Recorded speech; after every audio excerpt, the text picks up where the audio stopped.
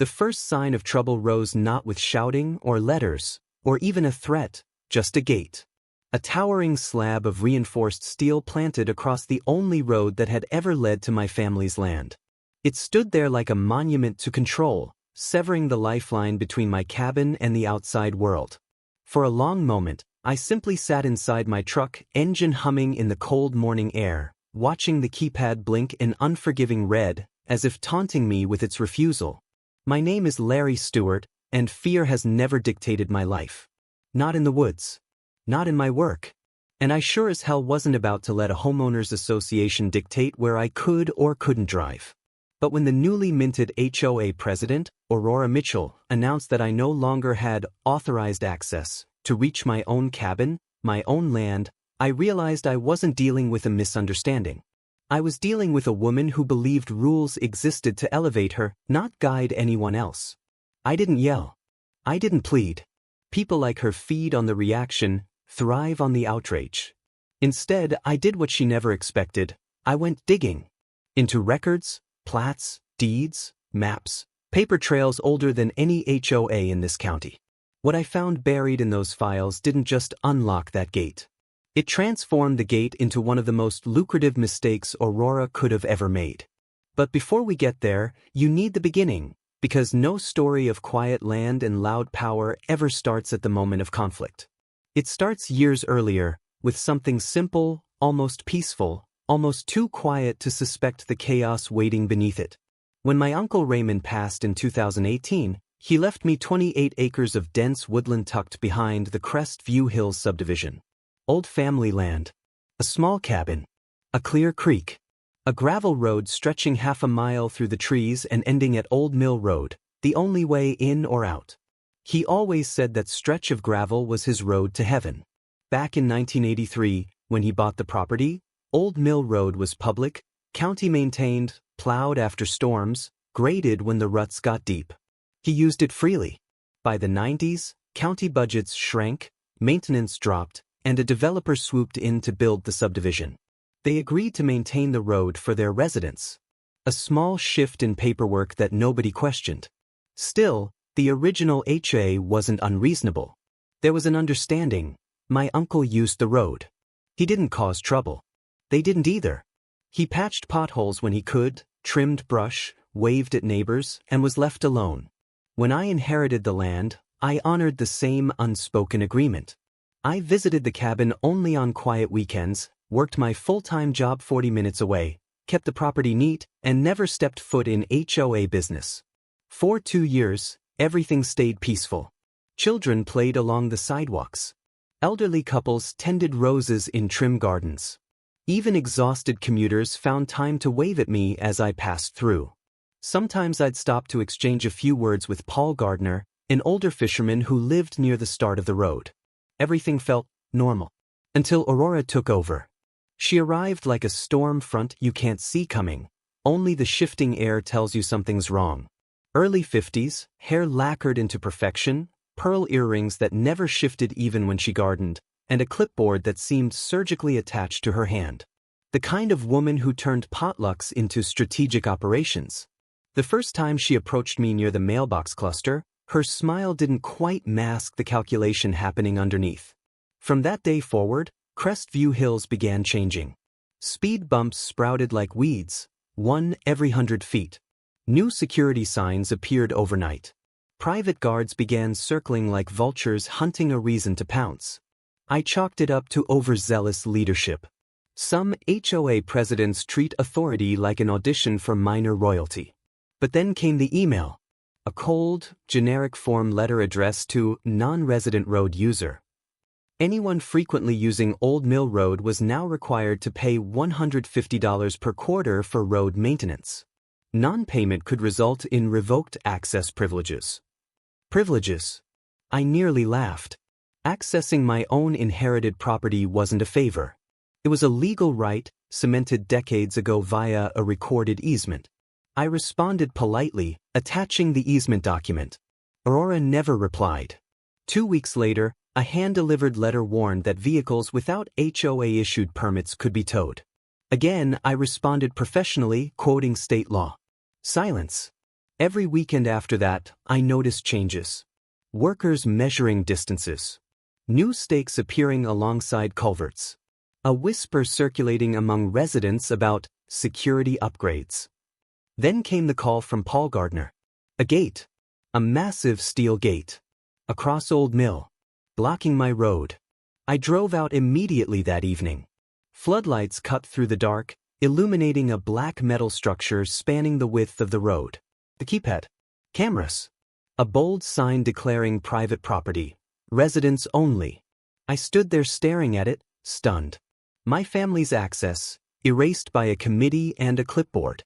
I called Aurora's number. She answered with the confidence of someone certain she held a throne. In her mind, I wasn't a landowner with a century-old easement. I was an outsider. And she held the gate. That night, I tested the access call button. Tring. No answer. I waited 40 minutes. Nothing. Only when a resident happened to pass did I slip through, thanks to his guilty conscience. He whispered that Aurora had forbidden anyone from sharing the code with me. In that moment, under the metallic groan of the gate closing behind me, I knew it wasn't incompetence. It was intentional. Her goal wasn't safety. It was control. And she underestimated one thing: I don't back down. Not when my family's land is at stake. The next morning, I called James Porter, a real estate attorney I respected more than most engineers respect their own calculators. He listened to every detail without surprise. HOA's pulling stunts wasn't new to him, but this? Blocking access to an existing easement? He said there was almost certainly a legal trail, an old plat, a written easement, a county record that would unravel everything. We just needed to find it. And so began the search. We plunged into county archives older than Aurora's entire HOA. Dusty maps. Hand-drawn plats. Land transfers scribbled in fading ink. We pored over geologic surveys, right-of-way documents, parcels carved and recarved through the years. Somewhere in that maze of aging paper was the truth she didn't know existed. Days later, I returned to the subdivision just as the installation crew finished their grand structure. Fresh concrete around steel posts. Floodlights gleaming like interrogation lamps. The HOA's polished emblem bolted proudly above it all. And there stood Aurora, clipboard in hand, directing workers with the intensity of a general arranging battlefield strategy. Every motion crisp. Every instruction designed to reinforce one idea. She controlled the road. I parked a few yards away. Walked toward her. Composed. Letting her believe I was beaten. But I wasn't there to argue. I was there because the paperwork James and I found changed everything. There was something hidden in those old county files. Something Aurora had no clue existed. Something that didn't just undercut her authority. It flipped the entire power dynamic on its head. Because buried in a dusty record room was a forgotten clause, written decades before Crestview Hills was even a blueprint. One Aurora had unknowingly violated with every bolt of her shiny new gate. A clause that shifted ownership, responsibility, and legal enforcement in a way she could never have predicted. A clause that meant her gate wasn't just illegal. It was about to become my payday. As she stood there, basking in the glow of her newly erected monument, she had no idea she'd just built a metal reminder of her own downfall. But paperwork never lies.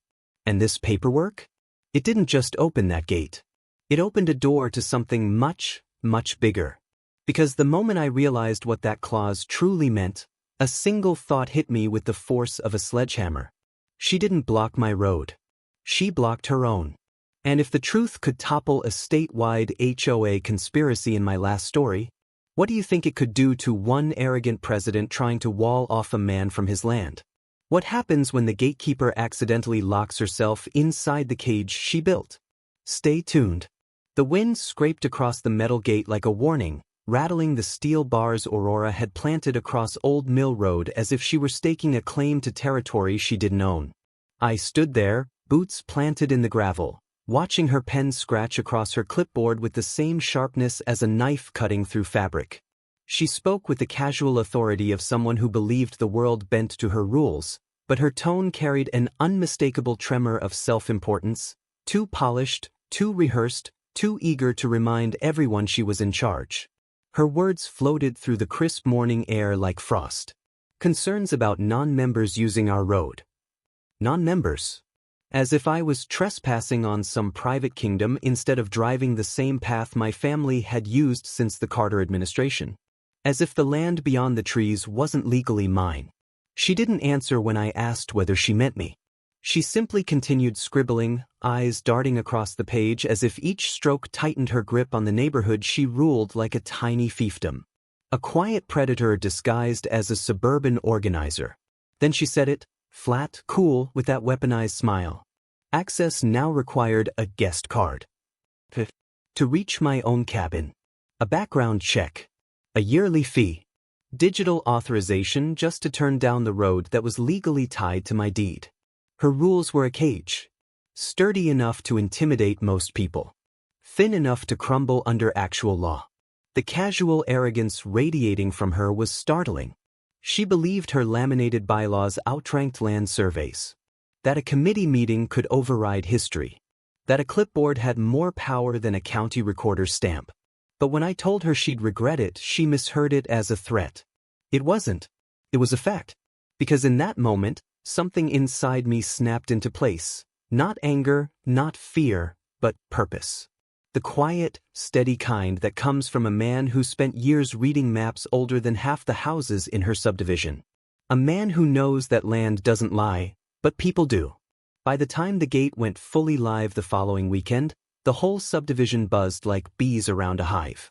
Aurora strutted through the neighborhood with the confidence of someone who believed she'd just fortified a castle wall, sending out newsletters sprinkled with corporate buzzwords and thinly veiled superiority.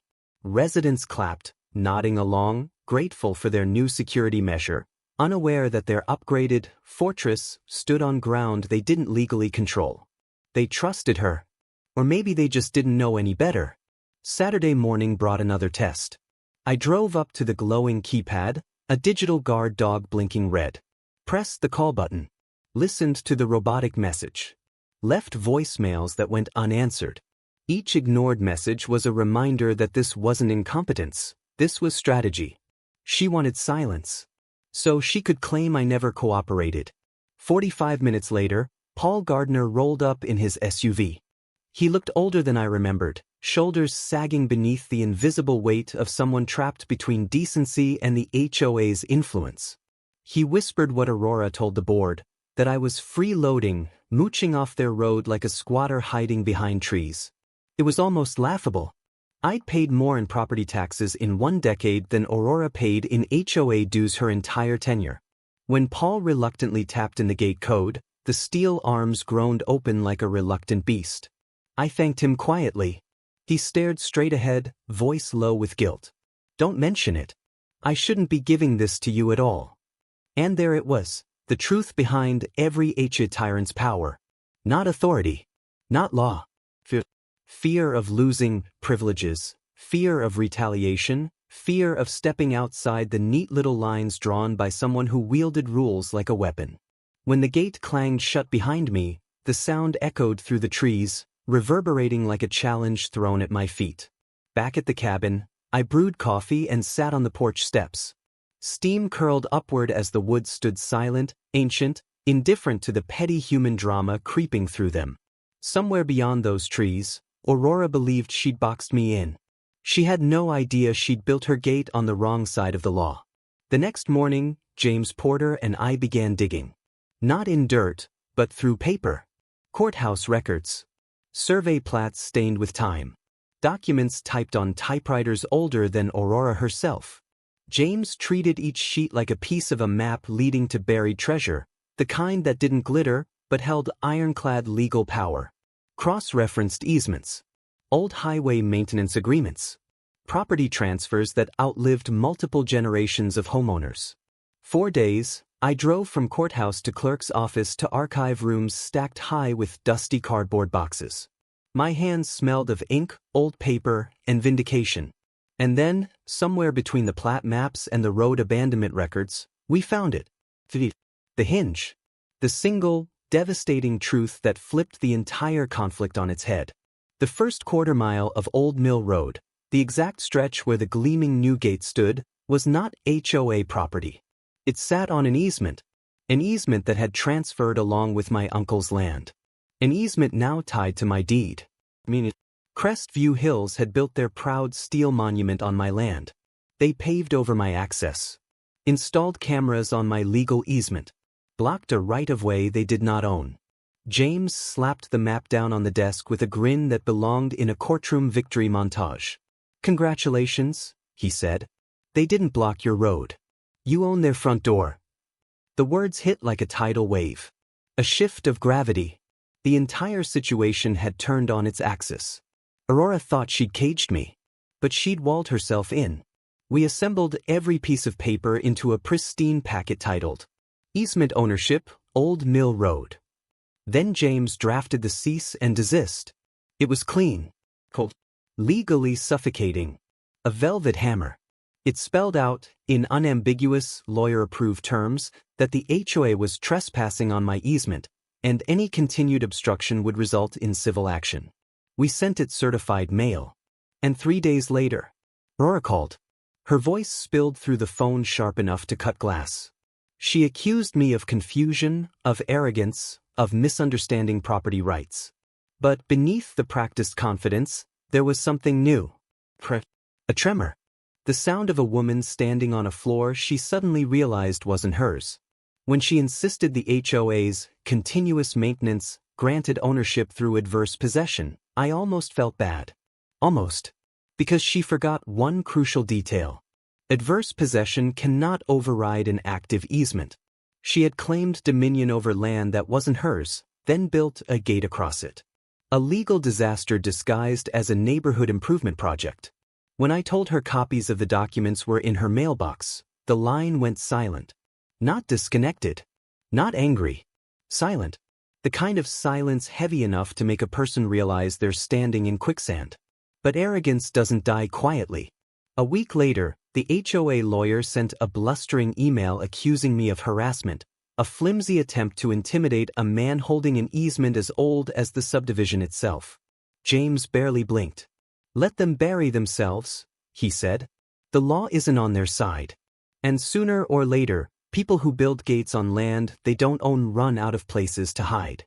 That night, I drove past the gate again. The keypad glowed in the dark, crimson pixels against cold steel, once a symbol of exclusion, now a reminder of who truly held the cards. And for the first time, I felt satisfaction. Quiet. Unshakable. Rooted deeper than the oldest pine on my land. Because this wasn't about a gate anymore. It was about exposing the truth. About watching a woman who built her power on intimidation discover the cost of underestimating someone who knew how to trace history through deeds and survey lines. The following weekend, I headed back out to the cabin, half expecting the gate to be gone, compliance finally settling in. The gate gleamed brighter than ever. Fresh paint. New cameras. The Crestview Hills logo stenciled above it like a brand stamped on stolen property. It wasn't compliance. It was defiance. Aurora had doubled down, in the worst possible place. I called the posted number again. No answer. I left messages that vanished into the void. And again. The cold November wind whipped through the trees as minutes stretched into nearly an hour. She wanted me frustrated. She wanted me to break. She wanted a reaction she could weaponize. She wasn't getting one. Finally, headlights approached. Paul again. He looked torn, trapped between HOA loyalty and basic humanity. He admitted Aurora was spreading lies, claiming I refused to pay my share, casting me as the villain. But he still entered the code. Still opened the gate. Still showed more decency than the woman who claimed to represent the community. And as I drove through, the steel arms sliding shut behind me, something settled in my mind with absolute clarity. Aurora wasn't afraid of law. She was afraid of losing control. So I made a decision. I wasn't letting her bury the truth under newsletters and gossip. If she wanted a legal war, she was going to get one. And in that moment, with the cold metal groaning shut, one thought echoed louder than the wind. She had no idea what was coming. Because this battle wasn't about a gate anymore. It was about everything behind it. And the deeper we dug, the worse the truth would get for her. What happens when someone builds their kingdom on land that was never theirs to begin with?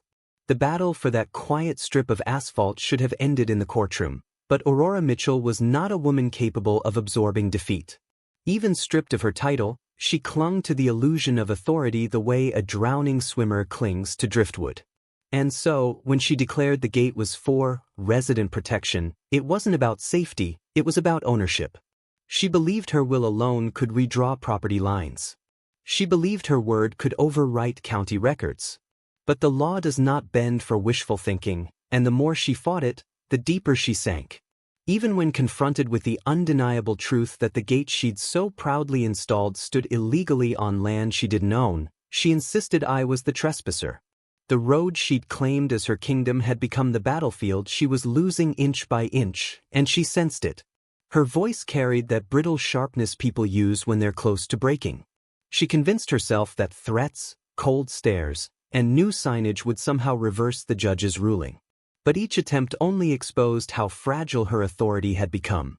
3 days after the confrontation, I drove past the gate again, and there it was, an enormous "No trespassing" sign bolted directly into the fence post, as if shouting her frustration into steel.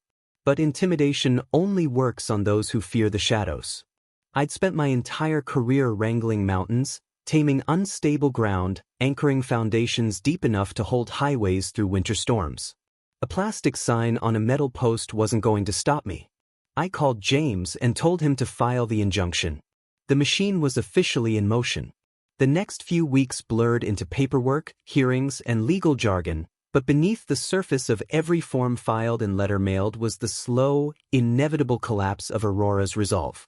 The HOA's argument, that long-term maintenance had magically granted them ownership, was flimsy at best, laughable at worst. James recognized it instantly. He treated the entire counterclaim like a gift, a moment of unintentional comedy in an otherwise predictable legal play. When the court date finally arrived, the December air tasted like power shifting. I walked in with my documents stacked neatly in a binder, each page marked, labeled, and cross-referenced against county records. Aurora swept into the courtroom looking like a politician entering a staged press conference. Her entourage carried their clipboards like shields. But confidence without evidence is just theatrics, and theatrics crumble under scrutiny. As James presented the timeline, the judge followed every word with growing clarity. It wasn't dramatic, it was clinical, like a surgeon identifying a tumor and preparing to cut it out. Then came the photos, the gate posts anchored deep into soil that didn't belong to them. GPS coordinates glowing on the printed images like flashing red lights. Even Aurora's lawyer hesitated. The judge didn't. The ruling landed like a hammer. The easement stands, the gate comes down. Years of arrogance evaporated in a single sentence. For the first time in months, the air around me felt lighter. I left that courtroom knowing the pendulum had finally swung. Outside, her heels struck the marble floor with sharp, furious clicks. Rage radiated off her in waves, but there was nothing left for her to swing. The law had pinned her to reality. And yet, she still didn't stop. It took the HOA nearly the full 30 days to comply, dismantling their proud gate piece by piece. When I finally drove through the cleared stretch, gravel crackling under my tires, it felt symbolic. A road reclaimed, a boundary restored. But vindication has a way of stirring deeper truths. I wasn't done. Her months of obstruction had cost me time, money, and peace. So I filed for damages. Fair, lawful, measured. Aurora reacted exactly as expected, with one last angry email accusing me of holding the community hostage. I responded with a single sentence: the community should choose better captains. And just like that, the gate was gone. The dust settled. The road reopened. For a fleeting moment, life returned to its quiet rhythm. Winter passed. Snow melted. The woods exhaled. And then, she tried again. Letters started arriving, this time wrapped in the polite venom of legal terminology. The HOA still wanted to claim the road. Not through the gate, not through signs, but through maintenance rights. It was legal whack-a-mole. Every argument knocked down only gave rise to a new one. But this time, James saw something I hadn't. He reminded me that easements don't just grant access, they grant control. Control over who uses the road. Control over how it's used. Control over whether the HOA could pass over it at all. And in that moment, a new truth crystallized. They needed my permission more than I ever needed theirs. That small stretch of cracked pavement had become the lever capable of shifting the entire neighborhood. They had built their identity on it, their sense of order, their illusion of control. And all of it rested on an easement they didn't own. The realization wasn't angry. It was liberating. For decades, they had driven across my land without acknowledgement, without payment, without even the courtesy of decency. If anything, they owed me. And James agreed. We documented everything: traffic flow, maintenance patterns, comparable lease values. The numbers told a story unmistakable even to the untrained eye. The HOA had been enjoying free use of a private access lane for years. So we drafted the letter. Polite, precise, legally airtight. From now on, the community would need written consent to use the road. Consent available only through a formal lease with a monthly fee. When Aurora read it, she erupted. She insisted the road was the heart of their community. She accused me of holding families hostage. But the truth was simple: accountability isn't hostage-taking. It's justice. And justice, at its core, demands balance. The board fractured. Residents who had once cheered her newsletters now whispered about mismanagement, escalating legal fees, and her personal vendetta. Paul reached out quietly, letting me know storms were brewing within the HOA. Meetings had become tense. People questioned where their money was going. Fingers pointed toward the one person who had insisted she was always right. And when the board finally met with me, offering a laughable one-time payment for decades of trespass, I rejected it calmly. Not because I wanted revenge, but because fairness mattered. Because boundaries mattered. Because land matters in ways most people don't appreciate until it's taken from them. My offer was reasonable, lawful, and comparable to any private lease in the region. The silence that followed was thick enough to taste. They knew the alternative: a detour that would turn the neighborhood into a forgotten pocket off an unpaved road. A detour no realtor could spin as charming. 2 weeks later, they caved. The agreement was signed. The monthly payments began. And every check carried Aurora's signature in the authorization line, a small irony the universe seemed all too happy to deliver. For months, quiet settled over the hills. The creek behind my cabin murmured through the stones like an old friend returning. Cars passed softly over the easement, each one a reminder that justice can move slowly but effectively. But Aurora was not made for quiet. She watched from the sidelines as her influence faded, as residents moved on, as the story of her defeat settled into neighborhood lore. And her bitterness pooled into something darker. Susan Miller, the new HOA president, was reasonable but clearly burdened. Aurora hovered over her meetings like a ghost rattling chains, whispering dissent into the ears of those still loyal. Eventually Susan called me, her voice trembling with the weight of someone trapped between fairness and social pressure. The residents were concerned about the lease cost. Aurora had stirred doubt again. And like a shadow, trouble soon followed. Construction equipment appeared near the southern edge of my land: bulldozers, survey markers, crews prepping for a secondary access project. Their plan was obvious: carve a new road through the hill, bypass my easement, reclaim independence. But the land they chose was mine. And unlike their previous trespasses, this one came with heavy machinery and real consequences. The workers revealed what I already suspected. Mitchell Construction, Aurora's family company, had been hired to forge a new path. She wasn't just resisting, she was escalating. But the county does not take kindly to unauthorized construction, especially on protected land. I documented everything: photos, timestamps, equipment IDs, and made the call. Within hours, the zoning inspector arrived. One look at the bulldozer parked in the mud, and the decision was immediate. Cease work. No permit. Unauthorized grading. Violation of environmental codes. The operation shut down before it ever began. The equipment vanished by sundown, leaving only churned soil and the unmistakable scent of desperation. It was the moment everything changed. Not because it ended the conflict, but because it revealed something deeper, something far more dangerous than gates or lawsuits. Aurora was willing to break the law to reclaim control. And people willing to break laws rarely stop at bulldozers. They escalate. They adapt. They come back harder. So the real question became, what would she try next, and how far would she go to reclaim power she never truly had? Aurora's disappearance from the neighborhood should have signaled peace, but people like her don't fade quietly. They linger like storms that refuse to die, circling the horizon, waiting for one last strike. Even after her construction stunt was shut down, even after the court's ruling, even after residents turned their backs on her, a simmering instinct told me she wasn't finished. Power had been her oxygen, and losing it meant suffocating in her own pride.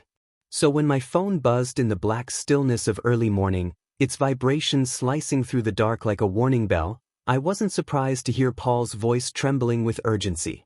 Something had happened at the edge of my easement, the place where I'd installed a new barrier arm and security setup after Aurora's repeated trespasses. I threw on my jacket, the air cold enough to sting my lungs as I rushed outside. The drive down the winding path felt longer than ever, headlights sweeping across familiar trees that now seemed to lean in like silent witnesses. When I reached the curve, the scene exploded into view, flashing red security lights strobing across bewildered faces, neighbors standing in clusters, some whispering, some pointing, all staring at the wreckage. The automated arm I'd installed lay shattered on the gravel, splintered and twisted like it had been struck with full, deliberate force. The camera housing dangled by a single wire, spinning slowly in the night breeze like a severed limb. And standing a few feet away, illuminated by the harsh glow of the floodlights, was Aurora, arms crossed, chin lifted, that familiar smugness clinging to her like heavy perfume. She watched the chaos with a glare that burned hotter than the broken machinery at our feet, her posture radiating the confidence of someone who believed destruction was a form of justice. But she didn't know the difference between bravado and consequence. She didn't understand that cameras see what pride can't hide. By sunrise, the sheriff had the footage, grainy nighttime images showing her silhouette moving with purpose, bolt cutters flashing under the moonlight, a crowbar raised again and again until the equipment snapped under the force of her rage. It was all there, undeniable, unedited, damning. A person who had once insisted she was protecting her community had become its biggest liability. The deputy's call later that afternoon confirmed what everyone already suspected. Charges were being filed. And for a moment, I felt a sliver of pity, not for what she'd done, but for what she'd become. Pride had eaten through her like rust, leaving nothing but jagged pieces behind. A week later, she appeared at my cabin without warning, a red coat wrapped around her like she wanted to be seen, to be recognized, to reclaim the authority she'd lost. She stood at the edge of my driveway, the wind tugging at the hem of her coat, the pines whispering on either side of us. There was exhaustion in her stance this time, not the icy command she once wielded, but something cracked, strained, unraveling. Her life had been a fortress made of rules, and that fortress had collapsed under the weight of her own decisions. She tried to explain herself, tried to pour out years of frustration, fear, and obsession, but the truth was simple. She had mistaken domination for leadership. She had mistaken control for safety. She had mistaken land for territory. I didn't need to argue. Silence was sharper than any retort. She left the same way she came, alone, rigid, fading into the trees.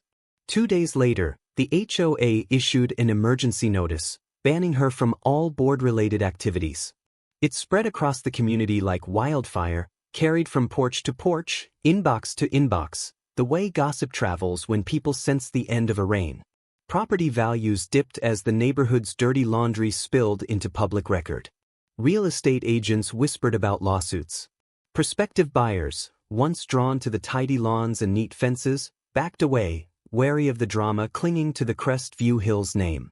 Meanwhile, every month, without fail, the rent payments arrived, neatly printed, perfectly typed. Another reminder that the road she tried to gate off now belonged to the very person she tried to shut out. I often sat on the cabin porch with a cup of steaming coffee, watching residents glide over the stretch of pavement that paid my taxes, listening to the quiet hum of engines rolling across ground that had once been a battleground. Some drivers glanced up at me with confusion, curiosity, maybe even respect. A few offered small waves, gestures born from either gratitude or the relief that comes when justice finally stabilizes the ground beneath a community. But victory didn't make me careless. I added new layers of protection, reinforced gates, motion floodlights, cloud-linked cameras, each upgrade a subtle echo of the war she'd waged on me. She built walls to keep me out. Now I built them to keep her out. The next confrontation, our final collision, arrived without warning. One late afternoon, the sky glowing orange behind the treeline, a black SUV rolled up to my gate. The air shifted in a way that told me something old and unresolved was rising again. Aurora stepped out slowly, her posture smaller than I remembered, the lines in her face deeper, etched by months of battles she'd lost both publicly and privately. She didn't raise her voice. She didn't point or sneer. She stood still, exhaling something that sounded like surrender. The words she offered carried the weight of someone who had finally run out of defenses, who had stared down the consequences of her own actions long enough to recognize the role she played in her downfall. And for the first time since the conflict began, sincerity broke through her bitterness. She apologized, not to win, not to manipulate, but because there was nowhere left for her pride to hide. She walked away quietly, disappearing into a soft dusk that seemed to swallow her whole. That was the last time I saw her. The sheriff confirmed later she had sold her home and left town without a forwarding address, as if ashamed of the wreckage she left behind. Under new leadership, Crestview Hills transformed. Susan Miller approached the HOA with humility and a transparency, guiding it back to the mundane chores and community upkeep it should have focused on from the beginning. Slowly, the tension faded. Wreaths hung on the subdivision entrance during the holidays. Children played on sidewalks again. Residents found their footing. And one December morning, a card arrived in my mailbox. A simple holiday photo from Susan with a handwritten message thanking me for teaching them what fairness really looked like. Balance had returned, not through shouting or force, but through quiet accountability.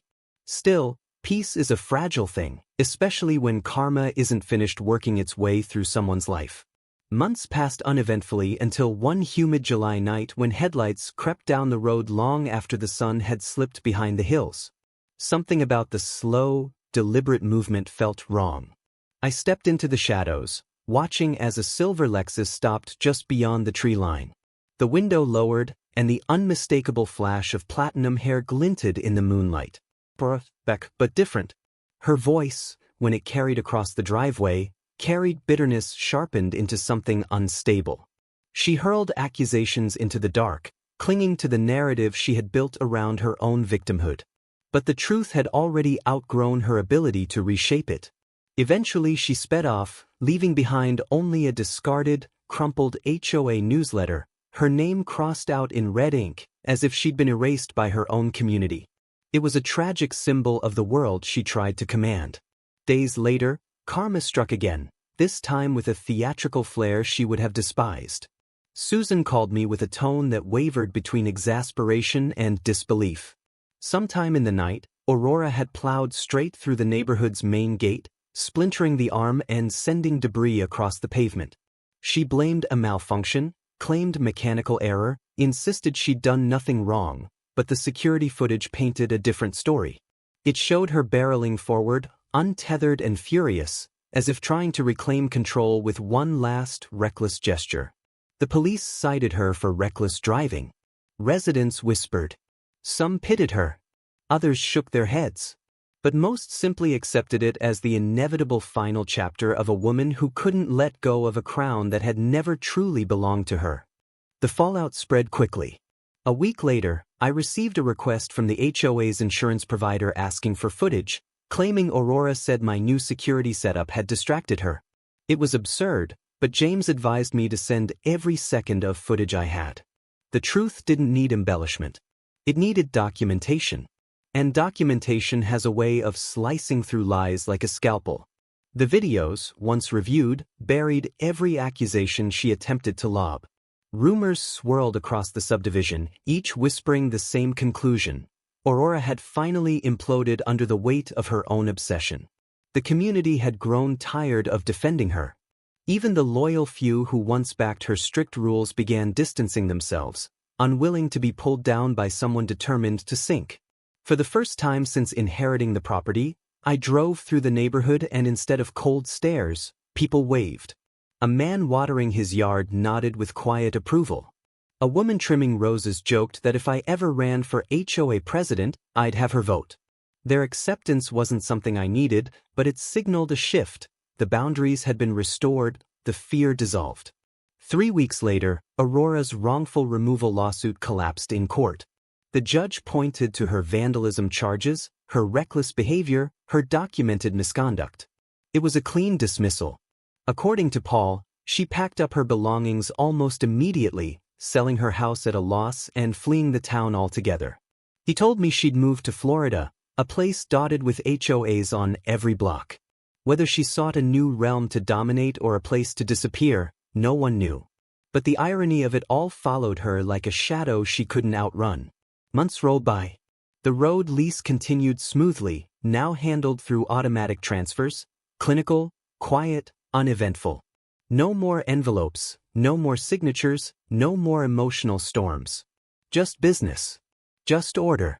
One crisp autumn morning, Susan arrived with a thermos of coffee as a peace offering, her acknowledgement that the HOA had learned from the chaos it once fueled. She admitted the board had shifted its focus, returning to real community needs, drainage repairs, landscaping, small events, rather than policing imaginary threats. Before she left, she mentioned Aurora wasn't doing well health-wise, a reminder that stress eventually collects its debts. That evening, I sat on my porch watching sunlight ripple across the road, the same road that had been a battleground, a symbol, a lesson. Birds hopped along the fence. Wind combed through the pines. Peace finally felt genuine, not fragile. Then, the next morning, an email arrived from Susan confirming the HOA had approved a 5-year renewal of the lease, slightly increased, adjusted for inflation, exactly as the contract allowed. I forwarded it to James with a note that read, "Merry Christmas to us." His reply came fast, suggesting I frame the first invoice as the Mitchell Memorial Road, and maybe I will one day. Because every time a car, a delivery truck, or a moving van crosses that stretch of asphalt, it reinforces a truth Aurora never understood. Justice doesn't always roar or rage. Sometimes, it simply hums beneath a set of tires, steady and inevitable. She wanted control. She ended up funding my future. And somewhere, wherever she lives now, I imagine she still flinches when she hears a gate creak shut behind her. The quiet that settled over Crestview Hills in the months that followed felt almost unreal, like a place slowly waking from a long, exhausting fever. Lawns seemed brighter, trimmed not out of fear of committee reprimands but because people finally had the emotional room to care. Streets once tense and patrolled by invisible lines of authority now carried nothing more than soft morning traffic and the rustling whispers of neighbors who remembered what normal life was supposed to feel like. For the first time since inheriting my uncle's land, Old Mill Road looked like exactly what it had always been meant to be, a simple ribbon of pavement winding toward a cabin tucked into the woods, not a battlefield carved by egos.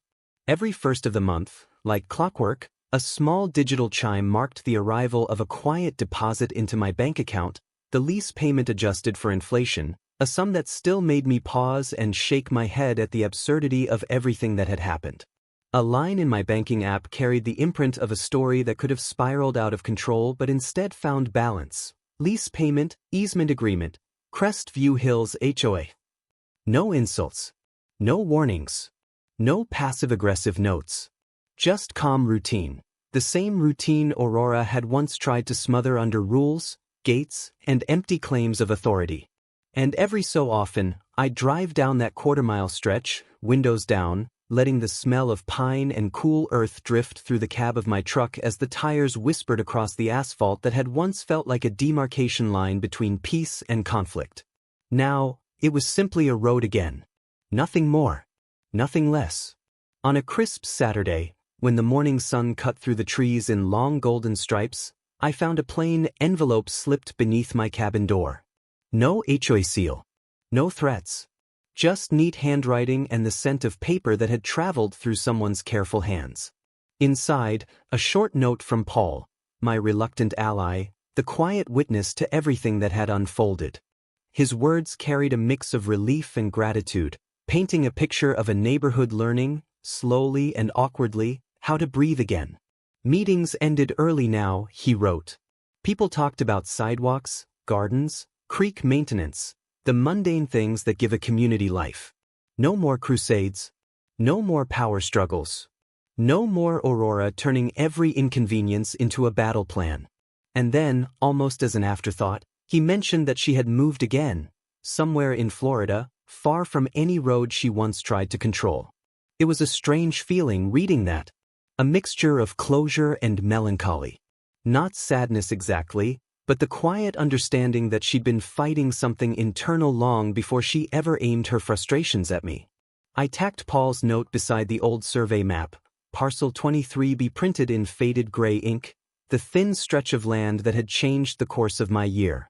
Beneath the letter, the map looked almost like a relic of an old war, its lines representing not just boundaries, but a reminder of how something so small can become the center of a storm. Later that afternoon, coffee warm in my hands, I sat on the porch and let memory drift like the breeze moving through the treetops. It was impossible not to replay everything. The night she installed the gate, the way she weaponized rules, the escalating arrogance, the legal battles, the absurdity that crept into every corner of the conflict. But it wasn't really about an HOA. It was about something far older and more familiar. People like Aurora appear in every institution. Schools, workplaces, families, individuals who mistake control for safety, authority for morality. They wrap themselves in bureaucracy like armor, convinced it gives them dominion over others. But all it really does is disguise a deeper fear, the terror of not being in charge, of facing the world without rules they personally designed. Aurora believed the gate she built would contain me, but in the end, it contained her. She believed winning meant forcing surrender, when the truth was gentler and far more enduring. Real victory is simply reclaiming peace. My uncle once told me that land remembers who respects it. Back then I didn't understand. But now I did.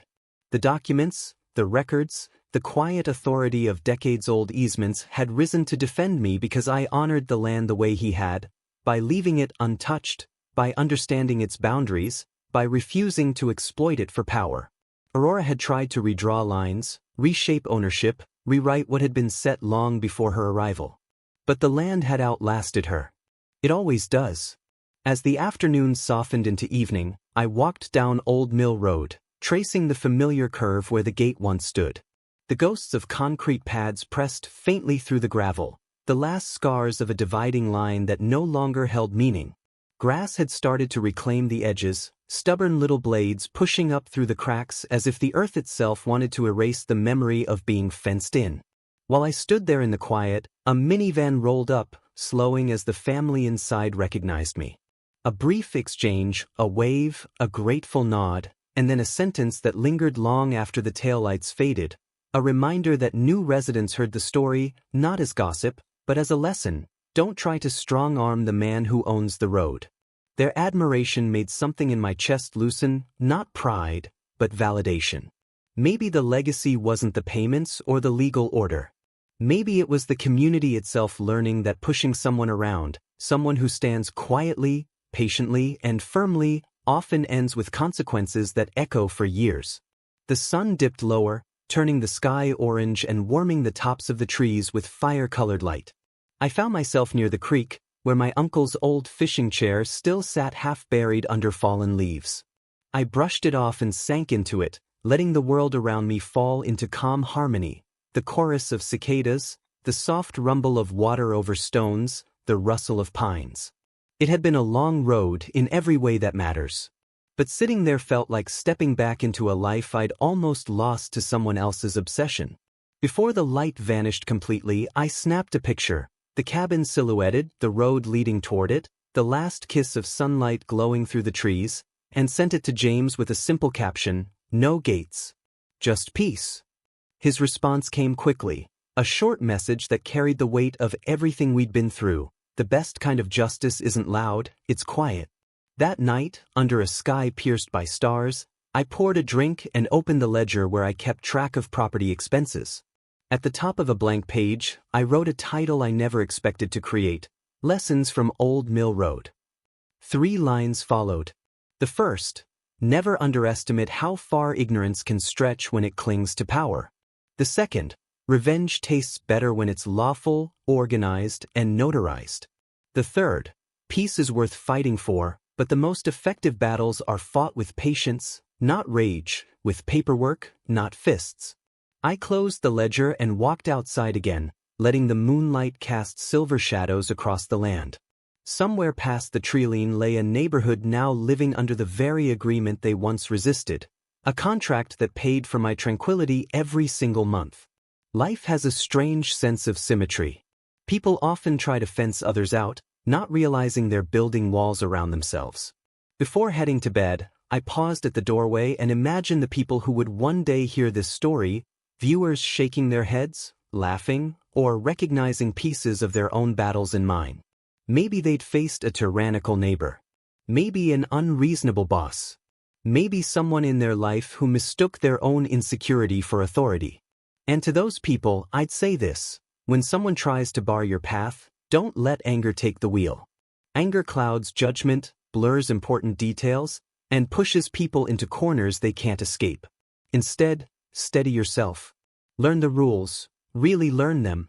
The law isn't just a shield for those with power, it's a tool for those with patience.